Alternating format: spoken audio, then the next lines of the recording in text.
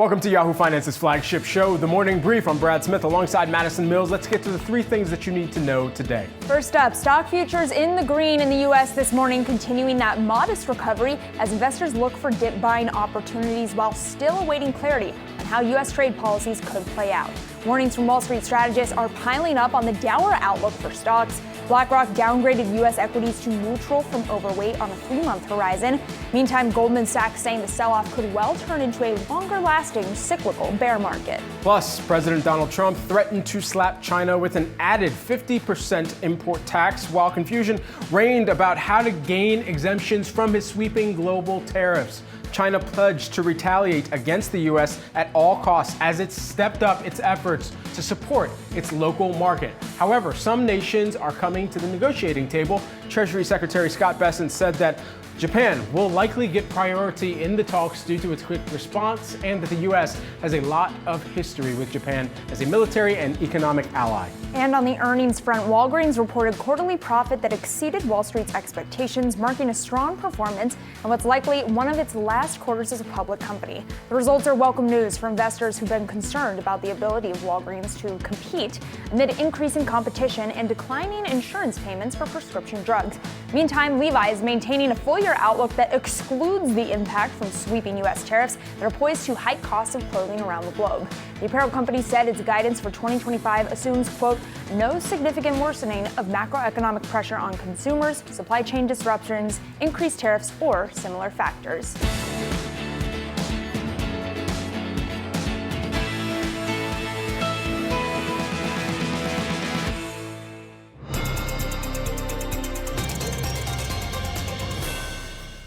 U.S. stock futures pushing higher this morning after closing mixed in Monday's trading session, following several volatile days that wiped out $10 trillion from global equities. So how long can the calm, if we can call it that, last?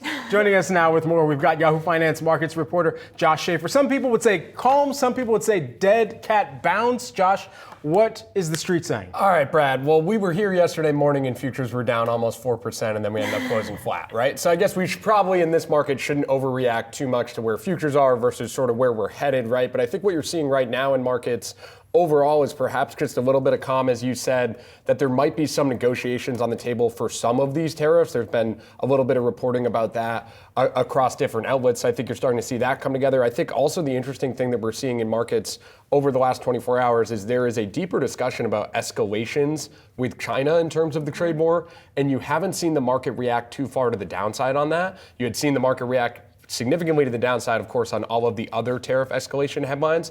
So I thought that was sort of an interesting point. Piper Sandler's Michael Kantrowitz said maybe there's a read-through there to sort of how the market views maybe China, the U.S.-China relations, and sort of that trade negotiation as maybe a little bit of a different story than how we're going to view U.S. negotiations with essentially maybe every other country at that point. It made me wonder, and I was so glad you flagged that commentary from Kantrowitz, that combined with the Goldman call that we may be heading into a broader bear market made me wonder, does this market see a focus on China when it comes to tariffs as a positive? Like if we're just focused on what could be as high as 100% tariffs on China, which is obviously going to really rock a lot of consumer-facing names, is that still a positive for this market?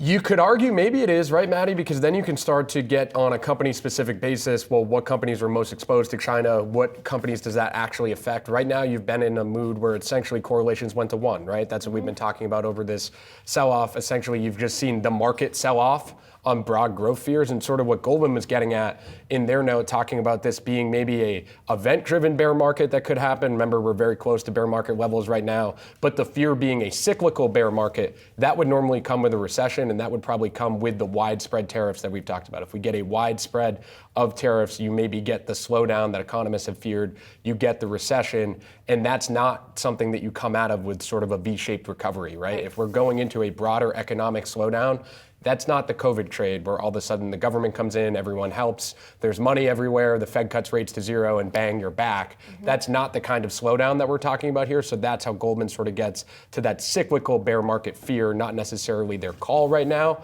but pointing out that's certainly a risk and something I think you've seen the market try to maybe price in over the last couple of days. And so with that, it seems like most of the major firms have already downgraded some of their own expectations, but now comes the real test, which is earnings season this week as well. Yeah, Brad, and I thought Keith Lerner from Truist made a great point about earnings season yesterday. He said, we know the guidance and the commentary probably isn't going to be great for a lot of these companies, right? I think at this point you can expect that. That's perhaps probably baked in. The question is, how do stocks react to it? And that gives you a sense of where the market's at with a lot of these companies and on a sector-specific basis. For instance, if a company cuts its guidance, but the stock doesn't go down 10, 15% like it would in a normal quarter when people aren't expecting that, maybe you can sort of argue part of that is already priced in, right? So I think you're going to get a sense of where the market is at on a sector-by-sector basis with companies as we get into earnings season. Of course, we'll kick off with financials on Friday and some key big banks to hear from.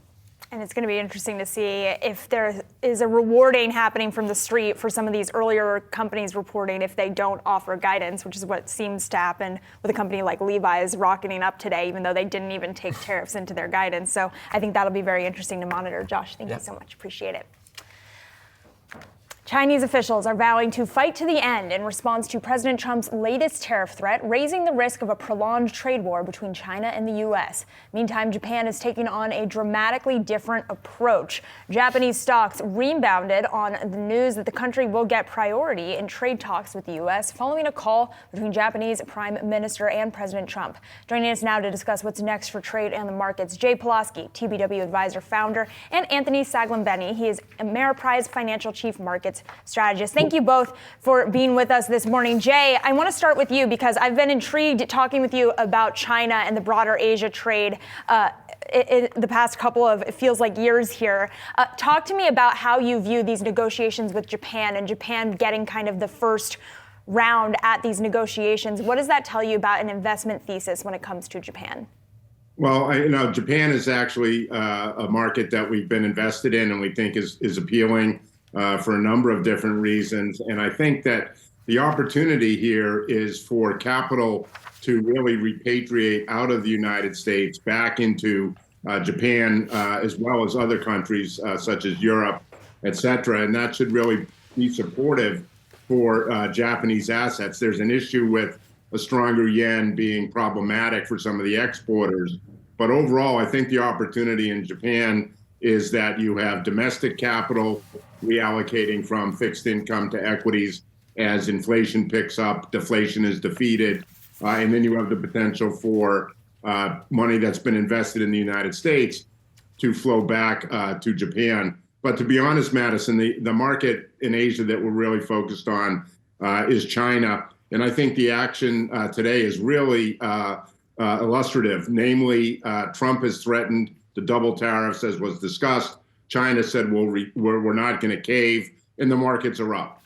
And so to me, that's a sign that the markets are reading this as kind of the end of the beginning, and we're going to be in negotiation mode, which means things are going to get better, not worse. And I think that's why you see the market bouncing. And so, Anthony, with this in mind, I mean, we're talking about 50% right now, but Trump campaigned with this 65% marker that a lot of analysts were taking into account. So it seems like there could be a ratcheting higher if the negotiations don't net out positively for what both sides are looking for here. Yeah, I think that's right. I mean, I think investors were kind of stumped at the beginning of all of this with the focus on Canada and Mexico, and China seemed like they were getting off. And now we have really aggressive tariffs against China, which was the focus during the campaign. And so I agree with kind of the sentiment that's here. The focus is starting to turn to China much more aggressively. Negotiations are opening up possibly with some of our other trading partners. Markets were very oversold coming into Monday. You saw a little bit of capitulation trading on Friday and a little bit on Monday. It's obvious that the market wants some good news on trade. And so I think as we move through the coming days and coming weeks, it's really about what can we get out of the White House that's a little bit more positive than just aggressive tariff actions. Negotiations are a good starting point, and it's why you're starting to see stocks start to rebound a little bit this morning. Negotiations may be a good starting point, but as you put it, Jay, negotiations could be just the end of the beginning here. So what does that tell us about how real this bounce is? Is this just a little bit of dip buying and then we're going to still end the week down in the red again? Yeah, Madison, it's very binary, right? If we are in negotiation mode, and I think we are, right? I think Treasury Secretary Bessent is out there making it abundantly clear. We're open for negotiation. And that's to provide the president with a couple of wins so he's more comfortable moving off this tariff structure and we can all relax a little bit, not have a recession, in which case stocks are probably quite attractive here, right? We look at the VIX volatility, and historically, when the VIX trades over 40, 45, 50, which is where it's been, 1 year out, returns are quite solid. And so it's really this idea of if China and U.S. fight and we get into a massive, Chinese devaluation, stocks go down dramatically, we have to price in a recession, we're going lower. Or we're not going to have that outcome. Things are going to negotiate. Tariff rates are going to come down. Recession is going to be averted. VIX is going to collapse, and you've got lots of upside. So that's really the binary nature. But to us, it's clear the White House has been scared by the market reaction. The market has bounded Trump, who heretofore has been unbounded, right? No one can move him off this issue. Wait. The market, I believe, have moved him off this issue. Jay, super quick, because I want to bring Anthony back into the conversation, but do you think Trump cares about the stock market right now? He's continued to reiterate that he doesn't. His donors do, his supporters do, and they're making it abundantly clear that this needs to be fixed. Musk, Ken Griffin, Larry Fink, Ken Lagone, the list goes on and on. I want to allow you to comment on that, Anthony, with the additive of this, because it seems like the relief will come in the form of exemptions as well, as long as this negotiation goes forward as intended for a lot of those donors, as well as the major mega profiles that showed up representing, some of them, the Magnificent Seven on Inauguration Day. Yeah, I agree with the concept. The companies are very concerned about the tariff environment over the next couple weeks and couple months. Markets were, like I said, very, very oversold, and it was a warning that when markets get this depressed, it generally precedes a recession. And so I think whether you're in the White House or whether you're a corporate executive, you're looking at the current environment and you're a little bit nervous. And so what we've been telling investors is that at some point, negotiations may lead to maybe less steep tariffs than the market has feared. Valuations have improved in the stock market. Diversification is working. Bonds are mitigating some of the risks in stocks. And so over time, if we can see better trade kind of commentary out of the White House, then I do think investors will maybe step back some of their more aggressive fears around recession and start to look at some of these really attractive valuations in Mag 7 and even some of the financials and industrial companies that have moved aggressively lower. There could be some opportunities for longer term investors. And just lastly, really quickly, the most volatile days come around these periods of uncertainty. And you generally see the best days in the market kind of coincide with the worst days in the market. So the best strategy for most investors is to stay the course and stay invested during this period of uncertainty. And that's such a good reminder. 30 seconds left. What is your single best investment idea? What's your playbook? Diversification.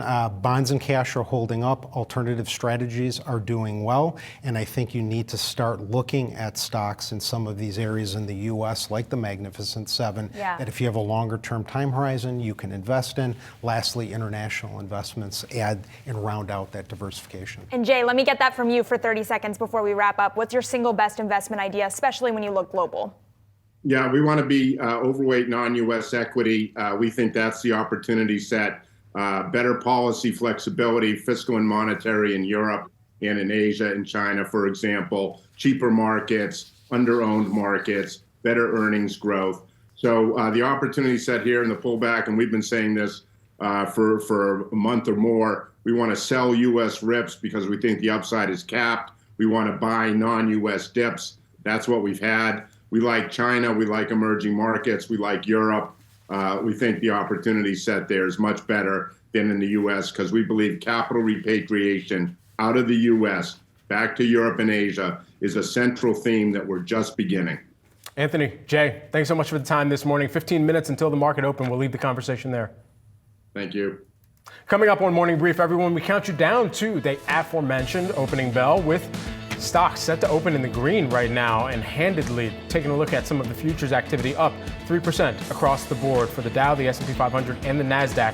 with just about 15 minutes until the opening bell. We'll discuss that and much more on Morning Brief.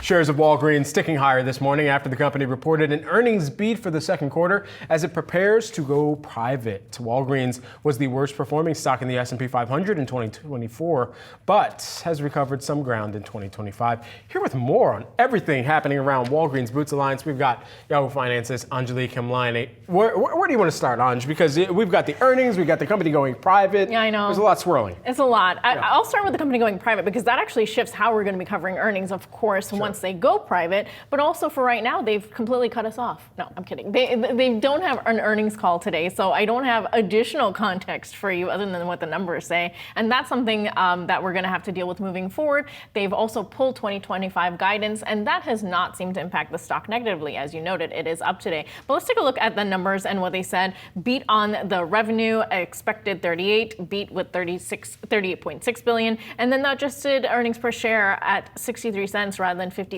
Now, I want to look at some of the other numbers because we know that they're still in a cost management mode. So while they have reduced the loss since the quarter last year, CEO Tim Wentworth said in a statement that the strategy to reduce costs is still in play and will take some time. And so that's what we're looking at. Loss per share in total $3.30 versus Q2 of 2024, which was $6.85. So that's something to keep in mind.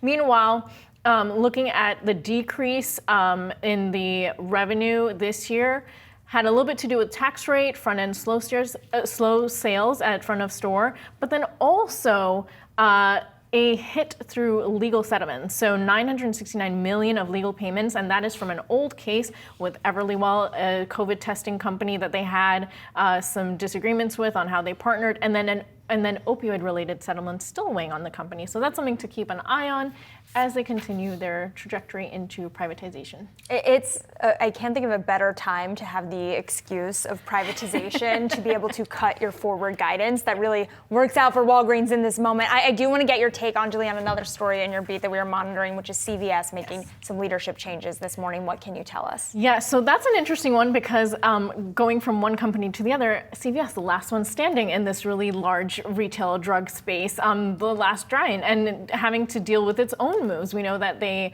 had to shift through their CEOs, they had to shake up there. Now David Joyner is CEO. And so now they're bringing in Brian Newman as the new CFO, replacing Tom Cowie. And so Brian has been at UPS and other retail companies, so that's an interesting fit there, even though we know CVS has done a lot more in the health delivery space, but they have a CFO in the retail space there. And then a new executive vice president and chief medical officer, Amy Compton Phillips. Looks like she's going to be taking over that role from Sri Chagaturu, who also has another role as president of healthcare delivery. So a little shift there. So interesting moves right now, as we know the company is dealing with some of the same pressures that Walgreens was facing in terms of weakness in front of store sales and just all the changes that are coming down the pike with prescriptions, PBMs, et cetera. So should be interesting to see how this pans out. Investors have heard us talk a lot about healthcare at the start of this year, and here from FactSet is perhaps one of the most important markers of why healthcare sector expected to report the highest year-over-year earnings growth rate of all 11 sectors at 35.8%. You think about the industry and the sector right now, U.S. drug manufacturers, they're planning a lot of shifts right now too. How are they planning for shifts under President Trump's tariffs as well, though, that are moving forward? We saw this before the tariffs were even announced. We have major companies like Johnson & Johnson, Eli Lilly, and Merck announcing multi-billion-dollar projects for shifting manufacturing to the U.S. You can see on your screen the numbers there. Johnson & Johnson with that $55 billion. Eli Lilly talking about $27 billion for 4 manufacturing build-outs in the coming years. All of this is a long-term process, though. And so in the meantime, in the interim, while these tariffs start to take place, we know that the manufacturing of drugs wasn't heavily hit by tariffs, but there are going to be announcements of tariffs that do affect pharma, and so that's what they're expecting. And so in that interim, these companies have sort of ahead of the curve tried to make announcements and curry favor with the administration. We do know that any additional manufacturing that already exists here, any capacity that already exists here is really going to benefit getting that windfall from anyone scrambling to get their manufacturing going. It's also interesting to note that it is very company specific and also pharma subsector specific, because medical devices are still going to be impacted by those tariffs, and that's a subsector that is trying to work with the administration to come out of impact as well. Anjali, thank you so much. Really appreciate it. Thanks for joining us.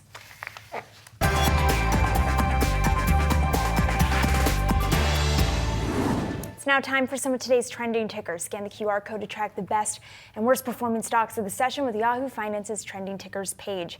Today, we're taking a look at two chip makers, NVIDIA and Broadcom. First up, NVIDIA shares once again trading to the upside this morning after ending Monday's session 3.5% higher, the Dow's top performer. President Trump's broad tariffs set to go into effect midnight April 9th have a carve-out for semiconductors, but NVIDIA could be hit by sector-specific tariffs to come and its large China exposure as well. If the president's trade war continues, you can see the shares ripping here to the upside, up over 5.5%. And Brad, what I think is important to note on NVIDIA, I do have a guest coming on later who is still hesitant on this name, but the majority of the folks who I've specifically asked about NVIDIA have said, how do you avoid buying when this name is dipping below $100 a share? That's a buying opportunity. What does that look like, especially if we do get sectoral tariffs moving forward that impact the semi names? Look, there have been a few pullbacks that we've seen over the course of 2025 early innings, because you'll remember NVIDIA was actually one of the first names, and Apple, which of course, of the Mag 7 names and representation, the poster child of AI and the poster child of smartphones, essentially, they were the two first companies to really lead some of these pullbacks. And certainly, as we saw that intensify, it was coming into the throes of conversation. Well, these are two names that seem ripe to buy on the dip. The exposure that they already have in a lot of people's portfolio means it's not going to see a lot of just swift outflows further intensify from a broader long-term perspective here. So ultimately, some of those pullbacks presenting buying opportunities, sure, that makes sense. I think more largely from here, it's what are they saying about the demand cycle this coming earnings season? We're not going to hear from them for a couple of months, but if they are continuing to signal that despite tariffs, despite some of the geopolitical concerns that partners are expressing or at least talking about in intensity, given the tariff conversation was one of the highest markers, hit one of the highest markers that we had seen in 10 years in earnings calls in this most recent earnings season. I think that's one of the areas where NVIDIA could come out to the street and display where they're continuing to see demand despite what every executive has to recognize in some form or another right now. And since we're talking about chips, we're going to talk about the one that I'm actually excited to talk about here too. Not that I'm not excited to talk about NVIDIA, but Broadcom here. The company is set to buy back up to $10 billion in shares through the end of 2025, reiterating confidence in the semiconductor industry despite risks posed by tariffs. Now, here's why I was excited to talk about it. Number one, it's, I think, the number 2 trending ticker on the Yahoo Finance platform right now. Correct me if I'm wrong, as you're seeing shares up right now by about 7% pre-marking, despite notching losses over 30% year to date. One of the things that is noteworthy is companies will tend to do this when they see a ripe buying opportunity for their own shares to introduce some of these buyback programs and instill more confidence among the investor base out there. That's typically what you hear the companies talk about through these announcements. But even furthermore from here, what I would also say is, for the tariff exposure, and especially with the China exposure that this company has had in the past, I was taking a look at some of their year-over-year financial statements, and they've actually lessened some of the exposure, and in a material way, to China. It used to be somewhere around 40 to low 30% base of their overall pie. Right now, I think it's sitting at about, 20% of their, 20% actually, right on the dot, of their sales and the revenue coming in from China in the most recent fiscal year. That is noteworthy because that actually lessens some of that exposure and perhaps also additive to why we're seeing a specific bounce like this if we do see even more of the negotiations move favorable for the U.S. and China trade negotiations. It's such great context to give our audience, Brad, just in terms of how many companies have already been chasing this wheel and trying to move their operations to avoid tariffs. I also think it's a great reminder that a company like this can just do a buyback, and maybe that will be enough to cushion the stock a little bit. When we come back, we're going to bring you the opening bell on Wall Street. Stick around.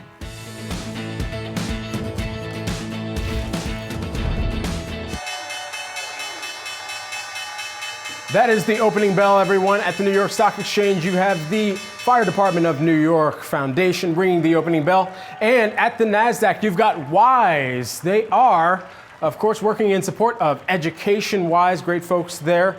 As you're seeing, ringing the opening bell at the NASDAQ. Knowledge is power, and the mitochondria is the powerhouse of the cell, I'm told. Let's take a look at the markets here. Out of the gate this morning, you're seeing some gains, just as the futures were pointing. Dow Jones Industrial Average up by about 3.5%. NASDAQ Composite, you're seeing some strong gains there as well. That's up 3.7%. S&P 500 higher by more than 3.3%. And let's break it down just a little bit further here, as some of the activity certainly is in this turn of sentiment here, at least for the interim period that we're tracking, in hopes that there could be some negotiations that signal a end of the beginning, or beginning of the end, perhaps. One of our guests broke it down much better earlier on, but essentially what they were saying was that we're getting closer to the beginning of some of the negotiations, and so the end of the beginning is how they were putting it just a moment ago earlier as we began morning brief, and essentially some optimism that's flurrying throughout the markets, at least as of right now, early innings. We will see what those negotiations hold, but of course we could still see some of those tariffs implemented, and that is the larger concern here. If we do see that go into effect tomorrow, one of the larger implications as well here has been for the NASDAQ Composite and the pullback that we've seen more broadly. But now, is this a bounce that we can believe in? That's the larger question for many investors, but it's a bounce that you're seeing out of the gate. It is the taste that you could see for a lot of traders out there early in the innings of today's session. As we're taking a look at, my goodness, I had to check my blinders twice here, and my own vision said, because we've got massive gains across the board for all 11 S&P 500 sectors out of the gate. Technology leading the pack, that's up by about 3.7%, and all 11 in positive territory, all of them up as well, over 1.4%, 1.5%, with the largest gains up more than an excess of 3% here. Let's take a look at some of those technology names here. As you're taking a look at Apple, Amazon, Google, Alphabet, whatever you want to call them higher by 3%. Meta Platforms, that too, higher by about 5% out of the gate here. Let's put a year-to-date chart on this just to give you a little bit more context coming into today's trade, as we're still down year-to-date by about 7.4%. But this has been one of the names that has been the best of the performers for the Mag 7, despite the pullbacks here. We'll see if that continues to hold true. NVIDIA, let's check in on that. That's still down 22% year to date, but there you're seeing that bounce starts to come into vision here as well. We got some longer, though, downward trends, and this channel here is something that I'm sure Jared Blickler is going to do a much more eloquent job of breaking down here and some of the key technical levels for traders to watch. But in the meantime, I'll just ride out with a quick look at the 30 components in the Dow Jones Industrial Average. They're all in positive territory. Let's get to Yahoo Finance's Jared Blickry for a look at what's moving here. Hey, Jared. Thank you, Brad. I totally feel you on the feeling like we are at the beginning of a new phase here. And technically, this is how I'm seeing it playing out in the market. I'm going to put a 10-year chart here because we had some really interesting developments yesterday. First of all, we have this line. This is the S&P 500. You can draw a trend line from the pandemic lows. We hit that yesterday on an intraday basis. We got all the way down to 4,800 and change and just lifted off. Now I'm going to show you a 5-year chart so we can see, and I'm going to put some candlesticks here so you can see the price action from yesterday. We came down to the 2021 highs. That has now acted as support. So this could be the beginning of a bottoming process. And the emphasis there is that that is a process. It's something that has to be felt out. And here's the 5-day price action. It does not look good. But yesterday, when we rose to 52.50, that was where sellers came in once again. So we have this battle playing out between the bulls and the bears, and it looks like we may have an interim winner pretty soon, but that doesn't mean that all is clear. We could still have a resumption of volatility. You look at the VIX, it's still camping out just below 40. That is a very, very elevated amount.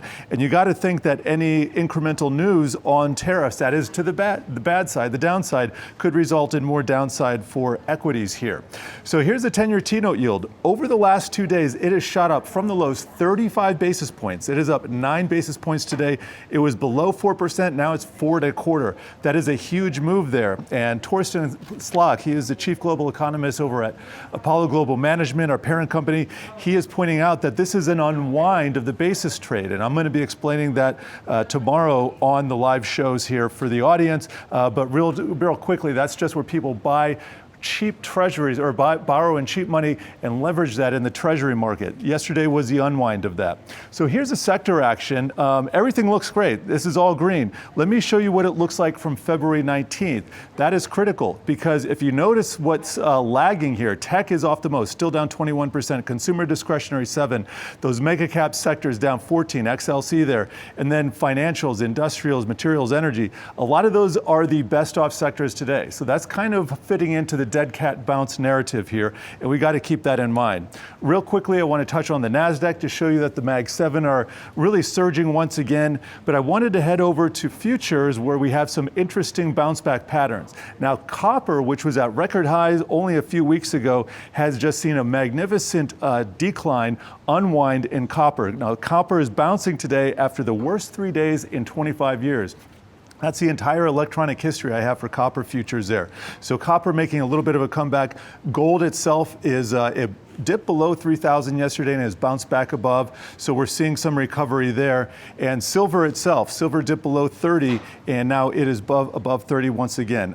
I'm going to leave us on crypto. Crypto has been really fascinating to watch because it was the least seemingly affected by all of this that was going on, but it did have a falling out over the weekend. However, it's bounced back above 80,000 and it appears to have stabilized. So this too kind of plays into that battle between the bulls and the bears. We might be at the beginning of this bottoming process. Back to you guys. All right, we'll be keeping an eye on truths and statements from the White House from here on out for the next 24 hours. Jared, thanks so much.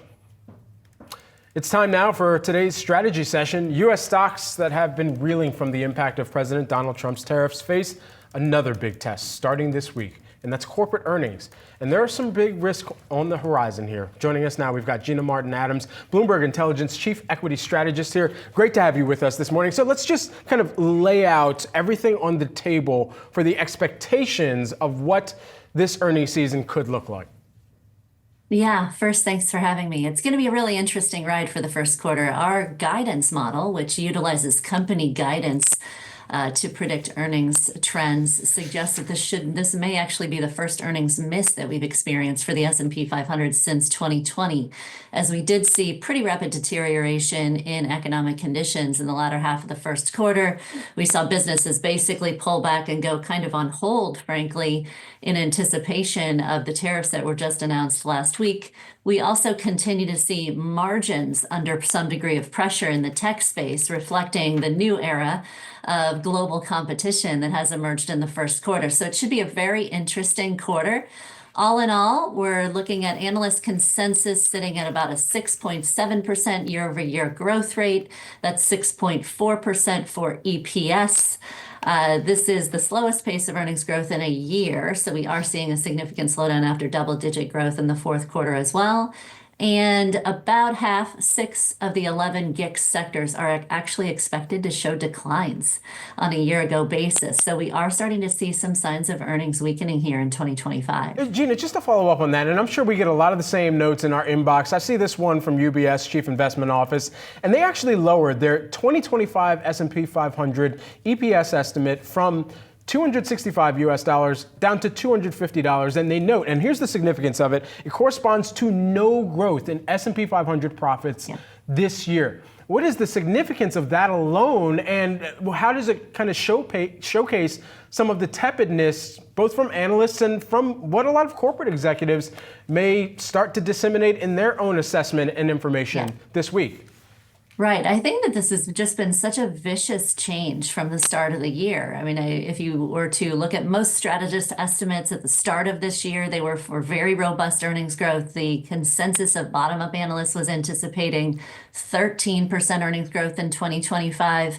And our models of the market itself suggested the market was priced for greater than 20% earnings growth to emerge this year. So to see that number go down to closer to zero, and indeed, if we are headed into some sort of period of economic malaise, it's going to be very difficult for the index to post any earnings growth at all. It is a very vicious shift that is now getting reflected in prices.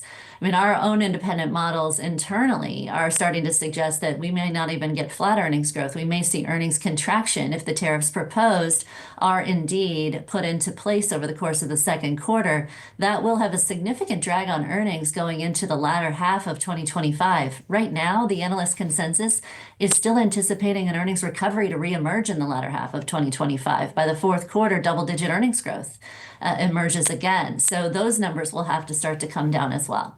Gina, it's Maddie Mills. Great to speak with you. How much are you projecting this tariff war to be just at the beginning versus something that could potentially be negotiated out? And to your point, we may get those positive earnings in the second half of this year. What do you think is more likely? Yeah, our practice is not to project. I think that this is an important point, is we don't project, we don't make assumptions, we don't make a projection in order to create a portfolio strategy.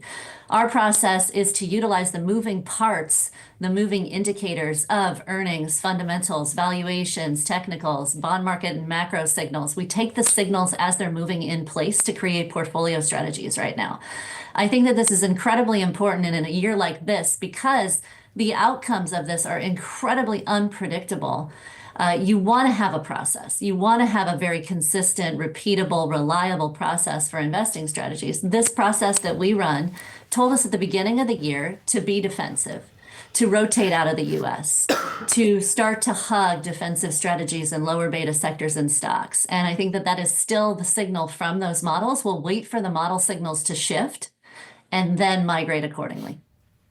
All right, Gina, thank you so much for joining us. Really appreciate it. Gina Martin-Adams of Bloomberg Intelligence. Coming up, we're going to take a closer look at trade policy and how tit-for-tat tariffs are impacting markets across the globe, including in Europe. We'll be back with that next.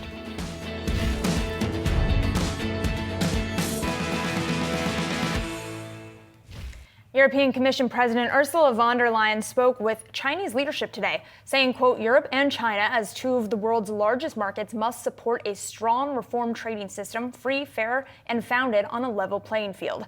Our next guest reporting suggesting that the trade war could push the EU and China into a closer trade relationship or exacerbate existing tensions. Here with more, we got Gina Smilik, New York Times Brussels bureau chief, joining us now. Gina, great to speak with you. Congrats on the move over to the EU. Plenty for you to cover from there. Talk to me about the impact of these tariffs stateside, pushing forces like an ally of the U.S. as previously the EU into relationship with China. How does that sort of remake the global order and U.S. alliances broadly?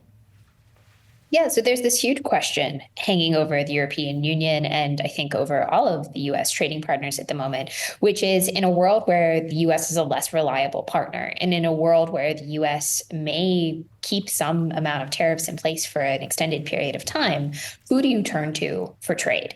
And I think that we're seeing a lot of people talk about making new friendships, deepening existing deals, really sort of ramping up other bilateral relationships. And for Europe, that means that they're inking deals with places like South Korea, Vietnam, talking about deeper relationships with Mexico. But I think one of the most interesting questions is, does it mean closer relationships with China? Because China and the EU have had an increasingly combative relationship over the last several years over human rights issues, over support for Russia in the war in Ukraine, over a variety of issues. And I think there are real questions, does this help to shift that moment? The answer isn't entirely clear at this point. We've heard Trump 1.0 even be vocal about how the EU has certainly targeted some of the US-based tech names. So how have we also seen that transpire into Trump 2.0 and that be part of the kind of contentiousness in the first 3 months of this new and reboot administration? Yeah. So the reason that the U.S. tech companies talk a lot about the EU and its regulations is relatively simple. It's because the EU is an absolutely massive market for these companies. If you think about the Metas and the Googles and the other tech companies of the world, they're making a lot of their revenue from the European Union's 27 member states. And because it's such an important market, the fact that it has stricter regulations than the US is a very expensive prospect for a lot of these tech companies. That is something that the Trump administration has lent a very sympathetic ear to. We've seen Trump administration officials talk about digital services taxes in the EU. We've seen them talk about the Digital Services Act, which is really about sort of what kind of content's on these platforms. And we've seen them talk about the Digital Markets Act, which is really about how big these platforms can be. And so we've really seen this full onslaught against, the way that Europe regulates tech On the flip side, we've seen the Europeans looking at the same companies and saying, we can weaponize these in the trade war. If you hit us with trade penalties, and if negotiations are not forthcoming, we could talk about some kind of tariff or some sort of tax on services that could potentially hit these big tech companies, and that could be part of our rebuttal. And so I think it's emerging as a big flashpoint where we probably haven't heard the end of it at this point. Gina, how have you thought through how much pain a retaliatory measure like that could cause some of these tech companies, and more broadly, can the EU afford to tariff U.S. tech to that degree? Yes. So we have absolutely no idea what this would look like. This is a tool that's never been tried before, the one that they would use to potentially hit tariffs on these services companies. I haven't used it before. There's no clear idea of what the design would look like. So I think it's pretty impossible and premature to suggest what the cost to the companies would be. I do think that there are significant challenges to the EU in designing something like this. One big problem with hitting a Google or hitting a Microsoft Cloud with some sort of tax or some sort of limitation here in the EU is, what do you replace it with? What do European consumers use instead? And so this would have to be carefully designed. I think we're very early days. The European Commission's not even openly talking about doing this. This is just something that European officials more broadly have been talking about. And so I think, this is a saber rattling exercise at this point. It's not clear that it's going to become a real thing. Gina, great to see you. Thanks so much for the time this morning, or this afternoon in your case. Thank you. European stocks rebounding Tuesday following the worst 4-day drop since the pandemic, with a new round of U.S. tariffs set to take effect on Wednesday, and both the EU and China officials promising retaliation.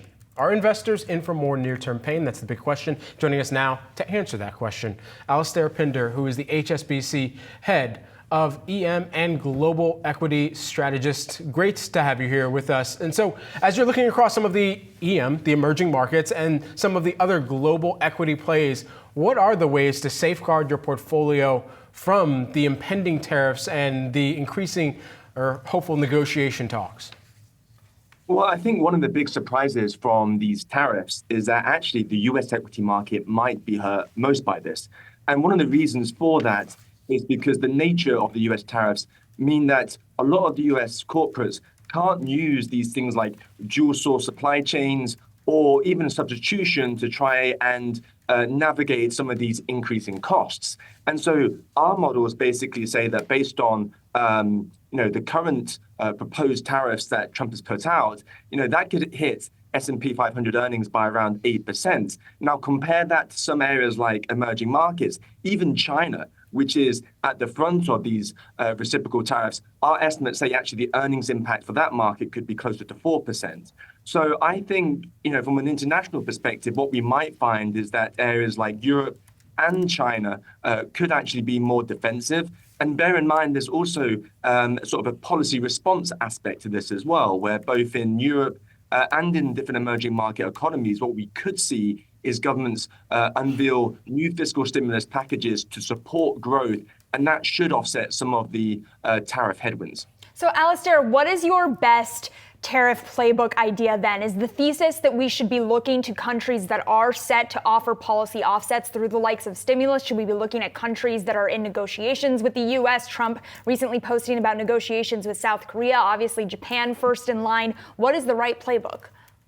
So, let's just be, call a spade a spade. There is no playbook. We've never been in this kind of, situation before. But I think your point is a good one, which is I think you have to focus on economies which are basically going to be able to offset some of these headwinds through their own fiscal stimulus. I think trying to play a game where we're trying to decide, well, who might negotiate and who might not negotiate a tariff deal is quite a difficult situation. But knowing the markets which have that room for fiscal firepower to offset a more negative scenario, I think is the way to play it at this point. And that's why, in a global context, some of our favored markets include Germany, and also China at this point. And so that's how we like to play it at this juncture. You didn't say Japan, and that's been one of Warren Buffett's famed kind of trading house plays right now. Why not?